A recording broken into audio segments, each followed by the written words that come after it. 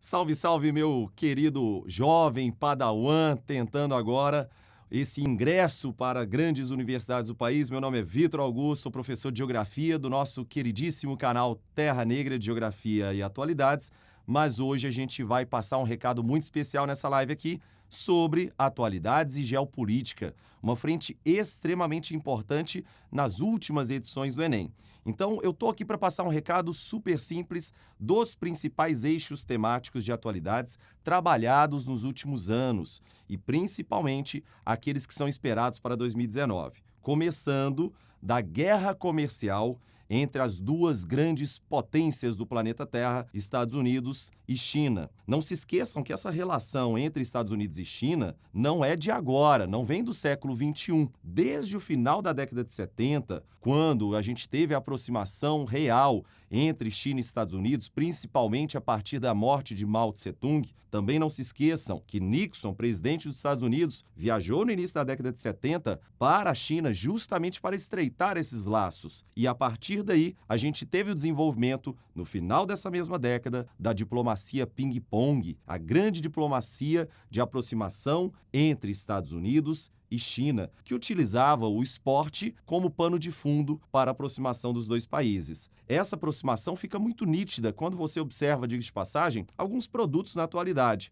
Quando você tem, por exemplo, produzido pela ou desenvolvido pela Califórnia e fabricado pela China. Então, os produtos podem ser desenvolvidos no Vale do Silício, mas eles são efetivados, fabricados dentro do contexto da grande máquina industrial chinesa. A partir do momento que, por exemplo, a Apple, a partir do Vale do Silício, fabrica os seus produtos dentro do contexto chinês, com algumas fábricas que são extremamente importantes para a dispersão e para o ganho de capilaridade dessa mesma grande corporação. E aí vale a pena a gente citar alguns outros detalhes. O déficit comercial entre China e Estados Unidos é muito crescente nos últimos anos. A gente tem que destacar primeiro o que é déficit comercial. Déficit comercial ocorre quando um país importa mais do que exporta. É o contrário de superávit comercial.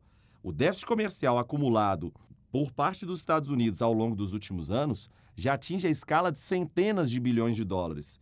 E por isso, como promessa de campanha do presidente Trump, a partir do momento que ele inicia o seu governo em 2017, ele inicia uma batalha campal com a China, justamente para tentar minimizar os efeitos do acúmulo do déficit comercial ao longo dos últimos anos. É interessante a gente pensar que o Donald Trump tem que usar algum argumento, algum subterfúgio para estabelecer práticas protecionistas, para fechar o seu mercado. Exemplo, no início do ano de 2018, ele acaba aumentando as tarifas alfandegárias em 25% no caso do aço e 10% no caso do alumínio. E isso, de acordo com a OMC, o protecionismo é contrário à cartilha liberal. Não se esqueçam, a Organização Mundial do Comércio, da qual Estados Unidos e China são signatários, possui uma cartilha liberal. Então lembre-se lá do liberalismo clássico. Está vendo que as ciências humanas são super conectadas? O liberalismo clássico, defendido por Adam Smith, lá atrás, dizia que o mercado se autorregula. A lei da oferta e da procura controlaria o mercado e a adoção de barreiras alfandegárias, como, por exemplo, essas políticas protecionistas do Donald Trump, acaba sendo e acaba atuando como uma forma combatida pela OMC, como uma forma contrária aos ideais da Organização Mundial do Comércio.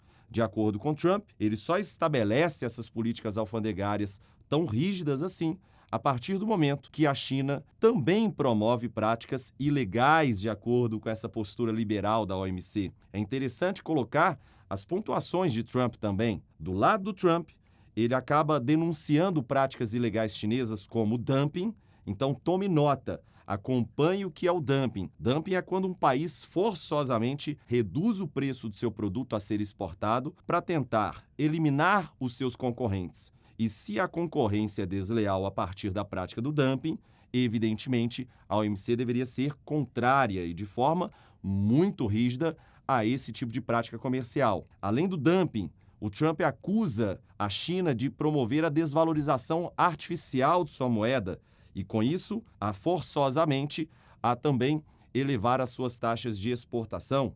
E, por fim, Trump também denuncia a política chinesa de apropriação de patentes e tecnologias americanas, o que a gente conhece aqui como as famigeradas cópias chinesas, as bugigangas chinesas, que se apropriariam dessas políticas e dessas práticas idealizadas pelos Estados Unidos. É interessante, então, a gente refletir aqui sobre essa guerra comercial.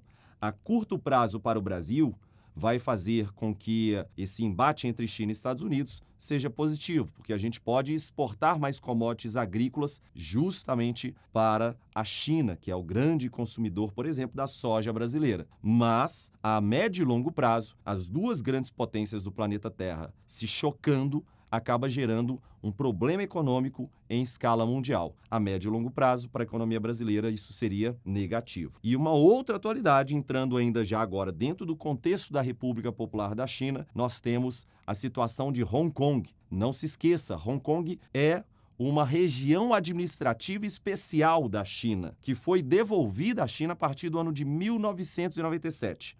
Era uma antiga colônia britânica, que lá em meados do século XIX tinha 5 mil habitantes e hoje tem mais de 7 milhões de habitantes, com um PIB que beira os 400 bilhões de dólares. Portanto, é uma região extremamente importante para a China. Essa região administrativa especial acabou sendo devolvida para a China no ano de 1997, fazendo um breve levantamento histórico.